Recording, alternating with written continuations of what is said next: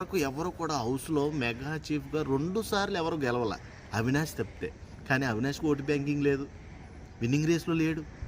అర్థమైందా మీకు? ఇప్పుడు ఎలా అంటే కమెడియన్స్‌కి నిజంగా కప్పు ఇవ్వరు భయ్య.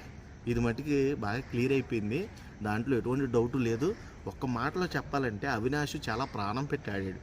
కానీ వైల్డ్ కార్డ్ అయిపోయాడు.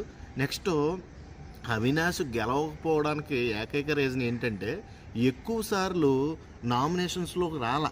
ఒకసారి సేవ్ అయ్యాడు, రెండోసారి ఎలిమినేట్ అయిపోయాడు డైరెక్ట్.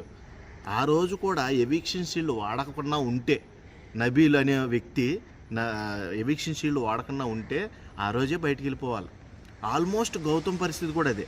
ఆ రోజు కనుక ఎవిక్ట్ అవ్వకుండా ఉంటే మణికంఠ ఆల్మోస్ట్ బయటికి వెళ్ళిపోవాలనుకున్న వాళ్ళు కసిగా ఆడి లోపలుండి ఏదో అదృష్టం కలిసి వచ్చింది లోపల ఉన్నారు వాళ్ళే బాకులై మేకులై వాళ్ళ మీద ఎదురుదాడి చేయడం ఇంతవరకు రావడానికి కారణమైందని నేను చెప్తున్నా.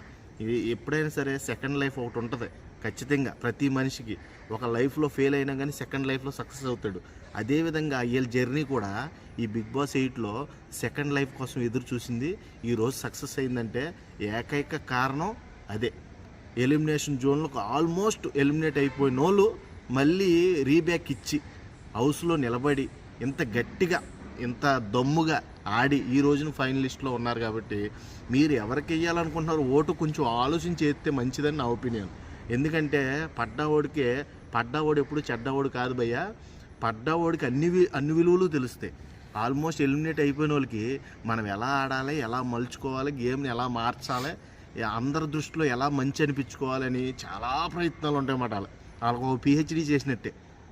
అలాంటి పిహెచ్డీ చేసిన క్యాండిడేట్లు 2 లోపల ఉన్నారో మన తెలుగు వాళ్ళే. వాళ్ళకు ఓట్ చేసి వాళ్ళని సపోర్ట్ చేస్తారు.